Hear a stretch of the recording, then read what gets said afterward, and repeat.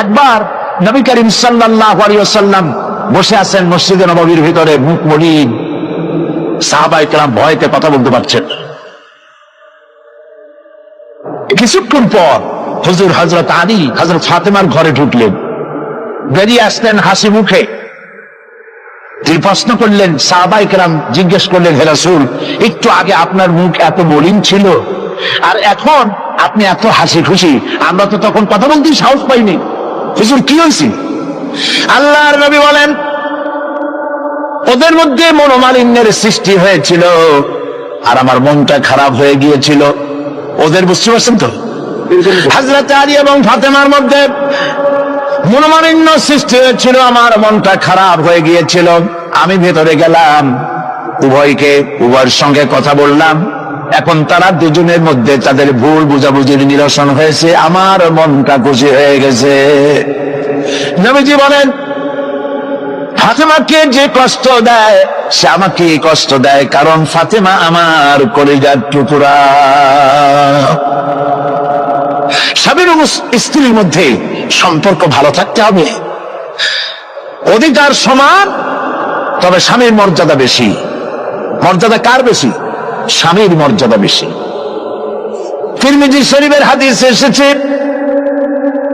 আল্লাহর নবী একদিন একদিকে যাচ্ছিলেন, জঙ্গল থেকে এক পাহাড়িয়া উট এসে নবীজির কদমের উপরে নবীজির কদম মোবারকে চুমা দিল, সেজদা করলো। সাহাবায়ে কেরাম বললেন, ইয়া রাসূলুল্লাহ, পাহাড়ের উটের কি সৌভাগ্য, আল্লাহর নবীর পায়ের উপরে চুমা খেয়েছে, সেজদা দিয়েছে। আমাদেরকে অনুমতি দেন, আপনার কদমের উপরে আমরা সেজদা দিয়া ধন্য হই। হুজুর বলেন, শোনো, আমি যদি এই পৃথিবীর মানুষকে সেজদা করার জন্য যদি পারমিশন দিতাম, তাহলে পৃথিবীর সমস্ত নারীদেরকে বলতাম তারা যেন তাদের স্বামীকে সেজদা দেয়। তাহলে মর্যাদা কার বেশি? স্বামীর মর্যাদা বেশি। অধিকার সমান, মর্যাদা বেশি স্বামী।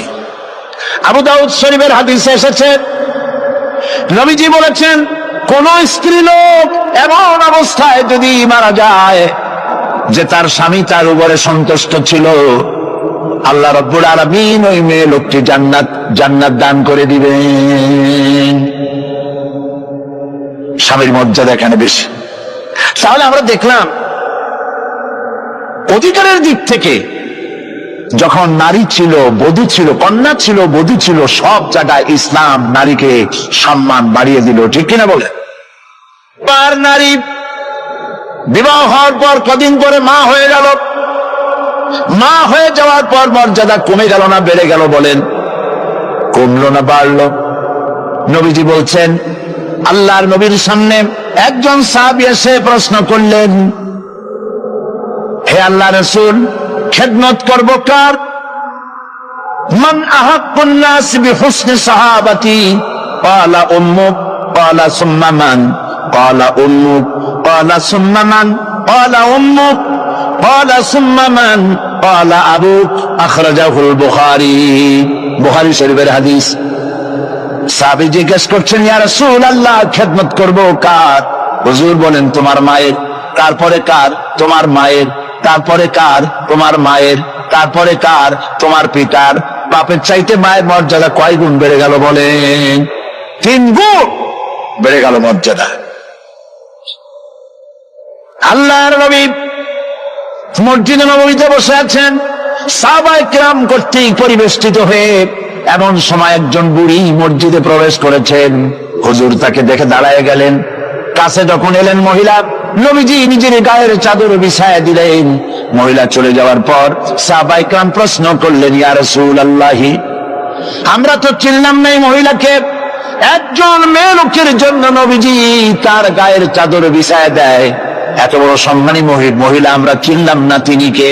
আল্লাহর নবী বললেন, আমার মায়ের দুধ আমার কিসমতে তেমন হয় নাই, যার কোলে কাকে চড়ে, যার বুকের দুধ খাইয়া আমি বড় হয়েছি, এই আমার সেই দুধ মা হযরতে হালিমাতুস সাদিয়া। মায়ের মহব্বত কেমনে বুঝতে হবে? মা যখন হয়ে গেলেন, সম্মান বেড়ে গেল সন্তানের কাছে। একজন সাহাবী এসে কাছে বলছেন, হে রাসূল, আমার মায়ের মেজাজ খুব খারাপ। হাদিস, আমার মায়ের মেজাজ খুব ঠিক। হুজুর প্রশ্ন করলেন, তোমার মা যখন তোমারে গর্ভে রাখছিলেন তখন তো মেজাজ খারাপ ছিল না? তিনি বললেন, হুজুর আমি সত্যি বলছি, মেজাজ খুবই খারাপ। হুজুর বলছেন, তোমাকে যখন তোমার মা ডেলিভারি করেছিল তখন তো মেজাজ খারাপ ছিল না? কয়, না হুজুর, দারুণ খারাপ মেজাজ। হুজুর বললেন, তোমার 2.5 বছর 2 বছর ধরে যখন দুধ খাওয়াইছিল তোমার মা তখন তো তার মেজাজ খারাপ ছিল না। সাহাবী যখন এর পরেও বললেন, ইয়া রাসূলুল্লাহ, আমি আমার মায়ের দুধের হক আদায় করে দিয়েছি। হুজুর বললেন, দুধের হক আদায় করেছো তুমি, তোমার মায়ের একটি শব্দের হক তুমি আদায় করতে পারো নাই। তুমি যদি পড়ে গেছো ছোট্টবেলায় খাটের থেকে কোলের থেকে পড়ে গেছো, কেঁদে উঠছো, আর তোমার মা যতক্ষণ বলেছে সারা জীবন এই একটি শব্দের হক আদায় করতে পারবে না। মায়ের সম্মান ইসলাম এভাবে বাড়িয়ে দিল। আল্লাহ রাব্বুল আলামিন শিখায় দিলেন, وَقَضَى رَبُّكَ أَلَّا تَعْبُدُوا إِلَّا إِيَّاهُ وَبِالْوَالِدَيْنِ إِحْسَانًا। তোমার রবের পক্ষ থেকে তা ফয়সালা হয়েছে যে আমার ইবাদত করার পর মা বাপের ইহসান করবে। দেখেন অবস্থাটা দেখুন, লক্ষ্য করুন, আল্লাহর ইবাদতের পরেই বান্দা কাজ করবে। বলেন কার? মা বাপ ছান করেন। মা বাপের সামনে মুখ দিয়ে চোখ রাগায় কথা বলবে না। ওয়ালা তাকুল লাহুমা উফিন ওয়ালা তানহারহুমা, ঝিরকি দিবে না, ধমক দিবে না। আর তাদের সঙ্গে কোন ভাষায় কথা বলবে তাও আল্লাহ শিখায় দিয়েছেন। আল্লাহ পাক বলেন, ওয়াকুল লাহুমা কাওলান কারীমা, সম্মান সূচক কথা বলো মা বাবার সাথে। আর শিখায় দিলেন, বান্দারা তোমার মা বাবার জন্য আমার কাছে এই ভাষায় দোয়া করো, রব্বির হামহুমা কামা রব্বায়ানি সগীরা। আয় আমার রব, আমার মা বাপ ছোটবেলায় আমাকে যেভাবে স্নেহের করে লালন পালন করেছে, আল্লাহ পাক দয়া করে আমাকে, আমার পিতা মাতাকে তোমার রহমতের কোলে লালন পালন করো। আল্লাহ পাক শিখাই দিয়েছেন। এই দোয়া করবেন তো? মনে থাকবে? প্রত্যেক নামাজের পরে মুনাজাতে এই দোয়া করবেন। মা বোনেরা লেখাপড়া করতে পারবেন, চাকরি করতে পারবেন, জিহাদে যেতে পারবেন, সবই করতে পারবেন পর্দার ভিতরে থেকে। আল্লাহ পাক কোরআনে কারিমে বলেছেন, ওয়াকারনা ফি বুয়ুতিকুন্না ওয়ালা তাবাররাজনা তাবাররুজাল জাহিলিয়াতিল উলা।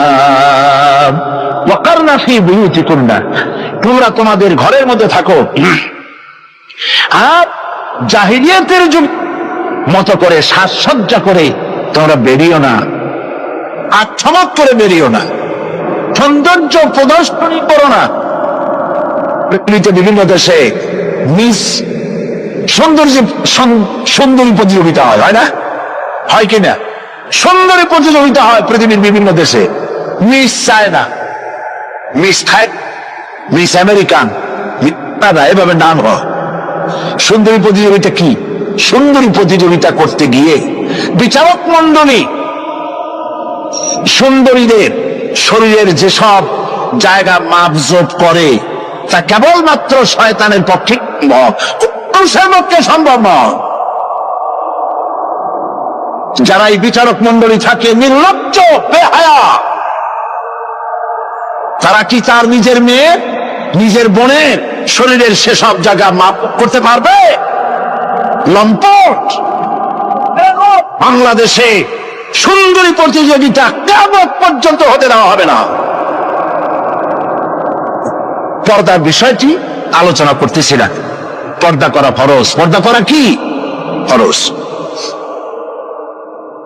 নবীজি বলেছেন, এমন এক সময় রাসূলুল্লাহ সাল্লাল্লাহু আলাইহি ওয়াসাল্লাম, নিসাউন কাসিয়াতুন আরিয়া মুমিলাতুন মাইলাতুন রুউসুহুন্না কাল বুখতিল মাইলা ইয়াদখুলনাল জান্নাতা ওয়া লা ইয়াজিদনা রিহাহা আখরাজাহু মুসলিম। আল্লাহর নবী বলেন, এমন এক জামানা আসবে যখন বস্ত্র পরিধানকারিণী উলঙ্গিনী হবে মেয়ে লোকগুলি, পুটের চুটের মতো করে খোপা বেঁধে মরাল সময় হেলে দুলে পরপুরুষের আকর্ষণ করে রাস্তায় চলাফেরা করবে। এদের এরা ঠিক কথা, জান্নাতের সুঘ্রাণও এদের প্রবেশ করবে না। কাসিয়াতুন আরিয়া, বস্ত্র পরিধানকারিণী উলঙ্গিনী। কথা শুনতেছেন আপনারা? বুঝতে পারতেছেন? বস্ত্র পরিধানকারিণী উলঙ্গিনী, কোন কাপড় পরছে, যা পরাও যা, না পরাও তাই, জান্নাতে যেতে পারবে না। এই জন্য অশালীন পোশাক বাদ দিতে হবে। রাসূলুল্লাহ বলেছেন আরাফাতের ময়দানে, তোমরা যেমন খাবে তোমাদের মেয়েদেরকে স্ত্রীদেরকে তেমন পরাবে, তোমরা যেমন খাবে তেমন তাদের খাওয়াবে, তোমরা যেমন পরবে তেমন তাদেরকে পরাবে। কেউ কেউ এর অর্থ করেছে যেমন খাবো তেমন খাওয়াবো, এটা তো ঠিক আছে, যেমন পরি তেমন তাদেরই পরাতে হবে। তো পুরুষও প্যান্ট শার্ট পরে মেয়েদেরকেও প্যান্ট শার্ট পরানো শুরু করছে। নাউজুবিল্লাহ বলে। কিয়ামতের অনেকগুলি আয়াত আছে। হযরত আলী রাদিয়াল্লাহু তাআলা হাদিস রওয়ায়াত করেছেন, কিয়ামতের পূর্বে 15টি লক্ষণ প্রকাশ পাবে, তিরমিজি শরীফের হাদিস। তার মধ্যে একটি লক্ষণ হলো এই, মেয়েরা পুরুষের পোশাক পরবে, পুরুষরা মেয়েদের পোশাক পরবে। এটা তো শুরু হয়ে গেছে, শুরু হয়েছে কিনা? মেয়েরা আমাদের দেশেও এই প্রচলন শুরু হয়েছে। কোন কোন ক্ষেত্রে মহিলারা প্যান্ট শার্ট ইত্যাদি চাদরবিহীন এগুলি পরে রাস্তায় বেরোনো শুরু হয়ে গেছে। আর পুরুষগুলি আমাদের দেশে এগুলি কম, বিদেশে দেখেছি দুল পরে। আমাদের দেশে দুল পরা শুরু করছি কিনা আমার চোখে এখনো পড়ে নাই। আছে, আমি তো এত খাতায় দেখি তারপরেও আমার নজরে পড়ে নেই। তবে চেন পরে দেখেছি, সোনার চেন বহু নজরে পড়েছে। সে গলায় পরে পুরুষ মাঘের পৌষের প্রচন্ড শীতে সামনে 3-4টা বোতাম খোলা রাখে, যাতে মানুষে বুঝে উনি একখান কিছু পড়ছে। হারাম, হারাম। পুরুষের জন্য একটি স্বর্ণ জায়েজ নাই। কারো যদি থাকে এগুলি খুলে আজই, বউ থাকলে বউরে দাও, না থাকলে বোনেরে দাও, থাকলে কিছুদিন না থাকে বাক্সে উঠায় রাখো, বউ আসলে তারে পরাই দিও, তোমার জন্য হারাম। বিদেশে কানে দুল পরে, নাকে ফুল পরে। আমি অবাক হয়েছি, ঠোঁটে রিং, ঠোঁটে জিহ্বাও রিং পরে। ভাত খায় কেমনে আল্লাহই জানে। শয়তান কারে বলে না, আমার দেশে জিহ্বায় ঠোঁটে রিং আমি দেখি নাই। আমি ইউরোপ আমেরিকা দেখেছি, মাথার চুল চতুর্দিক থেকে কেটে মাথার চান্দির উপরে তালপট্টির দ্বীপের মতো বানায় রাখে, আবার দুই দিক থেকে কামাইয়া মাথার উপরে তাল পাতার মতো রঙিন করে চুল খাড়া করে রাখে, আবার পিছনে চুল ছোট ছোট কেটে, ছোট করে কেটে ওইখানে বাড়ির নম্বর, রোড নম্বর, টেলিফোন নম্বর লিখে রাখে। আমি দেখে বলছি, শয়তানে যদি এই সব দেখে আমি কানবে আর বলবে যে আমি শয়তান হয়েছিলাম কেন। আমার তো কত মারাত্মক হয়ে গেছে। মানুষ এই শয়তানদের করে নাউজুবিল্লাহ বলে। এই জন্য পোশাকের ব্যাপারে মা বোনরা কেমন পোশাক পরবে আল্লাহ পাক কোরআনের মধ্যে বলে দিয়েছেন। ওরা সমান অধিকার দিতে চায়, নারীকে পুরুষ বানায়া পুরুষের সমান অধিকার দিতে চায়, আর ইসলাম নারীকে নারীর মর্যাদায় রেখে পুরুষের সমান অধিকার। কথাটা পার্থক্য আছে কি নাই? বুঝতে পেরেছেন কিনা? নারী পোশাক শাড়ি মার্জিত। আল্লাহ পাক কোরআন শরীফের মধ্যে বলেছেন, মহিলারা এমন একটা কাপড় পরবে যেই কাপড়টা এমন শাড়ি পরার পর অথবা সালোয়ার কামিজ পরার পর, কাপড় পরার পর এর উপর একটা চাদর পরবে এমন যেই চাদরটা মাথাটা, গলাটা, বুকটা ঢেকে যায়। এমন একটি চাদর পরা আল্লাহ পাক খরচ করে দিয়েছেন প্রত্যেকটি বয়সপ্রাপ্তা না করে। সেই জন্য মা বোনদেরকে তাদের কাপড় চোপড় শালীন হতে হবে। কোরআন শরীফে আল্লাহ পাক বলেছেন, ওয়ালা তাকরাবুজ জিনা ইন্নাহু কানা ফাহিশাতান ওয়া সা সাবিলা। জিনা করার কথা, জিনার নিকটটিও হয় না। এখন জিনার নিকটটি কিভাবে হয়? জেনা করা তো দূরের কথা, জেনার কাছেও যেও না। জেনার কাছে যাওয়ার জন্য এগুলি হচ্ছে রুট: অশ্লীল গান, অশ্লীল বাজনা, সৌন্দর্য প্রতিযোগিতা, অশালীন অমার্জিত কাপড় চোপড় পরে রাস্তায় বেরোনো, এগুলি জেনা ব্যভিচার পথকে বাড়িয়ে দেয়। বলেন নাউযুবিল্লাহ মিন যালিক। এই জন্য মহিলাদের চাদর পরার কথা বলা হয়েছে, বোরকা কথা বলা হয়েছে, হিজাব এবং নিকাব পরার কথা বলা হয়েছে। মহিলাদের ঘরই হচ্ছে তাদের জন্য জিহাদ। জিহাদের ফজিলত বয়ান করার পর মা বোন করেছেন, হে রাসূল, আমাদের জিহাদের উপায় কি? হুজুর বলেছেন, আলাইকুন্না বিল বাইতি ফাইন্নাহুম জিহাদুকুন্না। তুমি ঘরে থাকো, ঘরটাই তোমার জন্য জিহাদ। সন্তান প্রতিপালন করা, এটাই তোমার জন্য জিহাদ। নারীরা ব্যবসা করতে পারবে, রাজনীতি করতে পারবে, সমাজনীতি করতে পারবে, সব পারবে, কিন্তু পুরুষের সাথে অবাধ মেলামেশা থেকে নিজেকে অবশ্যই দূরত্ব ব্যবধান রেখে তাকে চলতে হবে। অবাধ মেলামেশাকে ইসলাম হারাম করেছে। এই বিশ্ব পরিস্থিতির একটি পরিসমাপ্তি ঘটে যাবে। বিশ্ব পরিস্থিতির পরিসমাপ্তির পর কিয়ামত অনুষ্ঠিত হবে। সেই কিয়ামতের দিন দুটি ভাগ হবে, এক ভাগ যাবে জাহান্নামে, আর এক ভাগ যাবে জান্নাতে। এখন এই জাহান্নামটা কি ধরনের হবে সে সম্পর্কে কোরআন বলছে, ইন্না জাহান্নামা কানাত মিরসাদা। জাহান্নাম হচ্ছে একটি ঘাঁটি বিশেষ, লিত্তাগীনা মাআবা, যা হবে বিদ্রোহীদের আবাসস্থল, লাবিথিনা ফিহা আহকাবা, যার ভেতরে মানুষেরা জাহান্নামীরা যুগের পর যুগ অবস্থান করবে। লা ইয়াযুকুনা ফিহা বারদান ওয়ালা শারাবা, এবং সেখানে কোনো ঠান্ডা বা কোনো পানীয়, সুপেয় কোনো পানীয় তাদের কিসমতে হবে না। ইল্লা হামিমা ওয়া গাসসাকা, সেখানে পান করার জন্য তারা পাবে উত্তপ্ত টকবগে গরম পানি আর ক্ষতের ক্ষরণ পুজ রক্ত। নাউযুবিল্লাহি মিন যালিক। জাযাআন ওয়িফাকা, এটি হচ্ছে তাদের কৃত কর্মের পূর্ণ ফল। ইন্নাহুম কানু লা ইয়ারজুনা হিসাবা, কারণ ছিল তারা হিসাবের কোন হিসাব নিকাশের আশা করত না। ওয়াকাযযাবু বিআয়াতিনা কিযাবা, আর তারা আমার আয়াতগুলিকে মিথ্যা মনে করে প্রত্যাখ্যান করেছিল।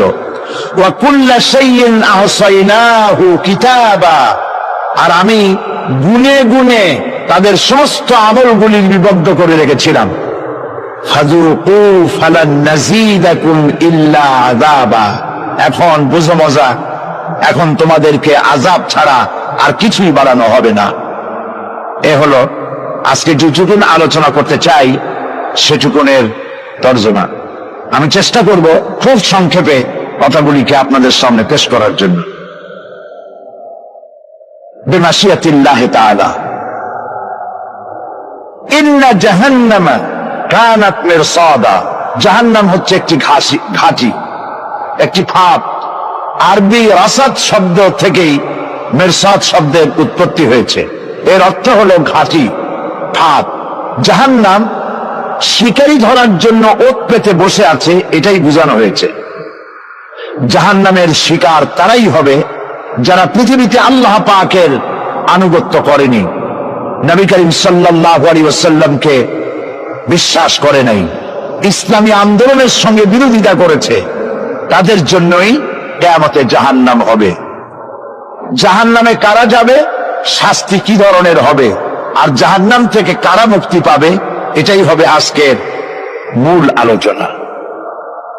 আল্লাহ রাব্বুল আলামিন কোরআনে কারীমের মধ্যে বলছেন, ওয়ালাকাদ যারানা লিজাহান্নামা কাসীরাম মিনাল জিন্নি ওয়াল ইনস লাহুম কুলুবুন লা ইয়াফকাহুনা বিহা ওয়া লাহুম আ'য়ুনুন লা ইউবসিরুনা বিহা ওয়া লাহুম আযানুন